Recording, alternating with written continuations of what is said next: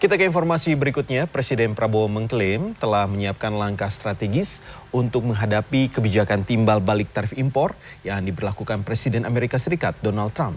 Ya, Presiden Prabowo Subianto menyatakan akan menempatkan diplomasi ekonomi sebagai salah satu prioritas utama dalam pemerintahannya.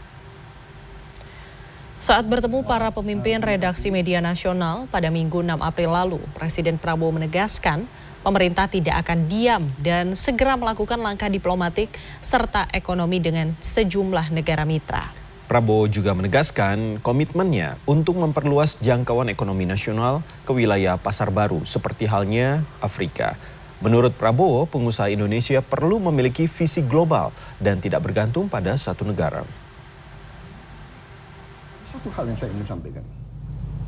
Amerika sebenarnya punya hak. Ya. Karena dia ingin membela kepentingan nasional dia. Ya kan?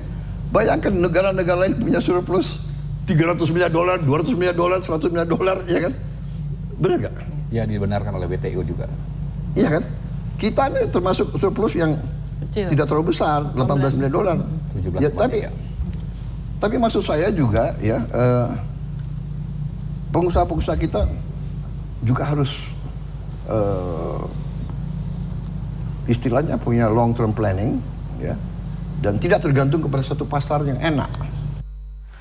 Presiden Amerika Serikat Donald Trump sudah mengumumkan tarif baru sebesar 10% pada hampir semua barang impor yang masuk ke Amerika Serikat ke negara mitra dagang seluruh dunia.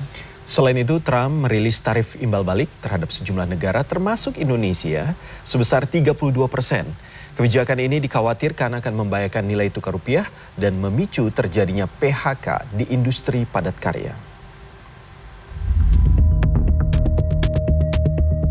Presiden Donald Trump merasa Amerika Serikat telah dicurangi oleh negara mitra dagangnya di dunia yang selama ini mengenakan tarif yang tidak proporsional terhadap barang impor dari Amerika.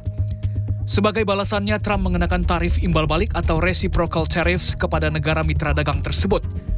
Besarannya didiskon sekitar setengahnya dari tarif yang diterapkan negara mitra kepada Amerika Serikat.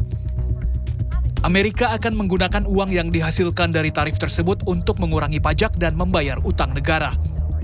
This is one of the most important days, in my opinion, in American history.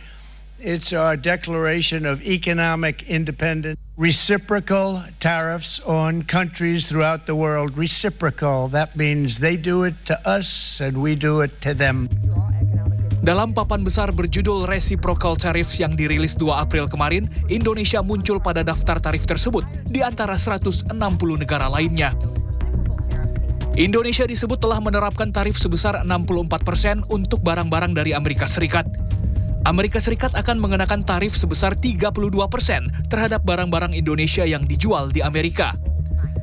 Ada juga Tiongkok yang terkena tarif balasan 34% dan Vietnam 46%. Amerika Serikat mencatat defisit perdagangan dengan ketiga negara ini dan 13 negara lainnya. Tahun 2024 neraca perdagangan Amerika dengan Indonesia tercatat defisit sekitar $18 miliar Amerika. Artinya nilai impor Amerika dari Indonesia lebih besar daripada nilai ekspor Amerika ke Indonesia. Direktur Eksekutif Selios Bima Yudhistira memprediksi kebijakan tarif AS ini akan menyebabkan turunnya permintaan terhadap barang ekspor Indonesia seperti mineral dan batu bara, nikel, hingga crude palm oil. Efek lainnya adalah PHK besar-besaran di industri padat karya karena turunnya permintaan produksi, terutama di sektor tekstil dan alas kaki yang selama ini mengandalkan ekspor ke Amerika Serikat. Selain itu, kenaikan harga bakal terjadi pada sejumlah barang elektronik, otomotif, dan suku cadang hingga properti karena bahan bakunya diimpor dan sensitif dengan pelemahan nilai tukar rupiah terhadap dolar. Selain itu juga efek lainnya tentu adalah dari sisi pelemahan daya beli masyarakat, terutama yang bekerja di sektor komoditas. Karena ekspor kita yang terbesar ke Amerika salah satunya adalah kelapa sawit. Jadi daerah-daerah penghasil komoditas sawit, kemudian batu bara, ini akan terimbas dari adanya perang dagang. Dan tentunya kalau harga komoditasnya melemah, maka secara pertumbuhan ekonomi di luar wilayah Pulau Jawa yang bergantung pada komoditas ekspor, ini tentunya akan mengalami penurunan juga. Namun kebijakan Trump ini berpotensi melemahkan mata uang rupiah yang mendekati Rp17.000 per dolar Amerika. Tim Liputan CNN Indonesia.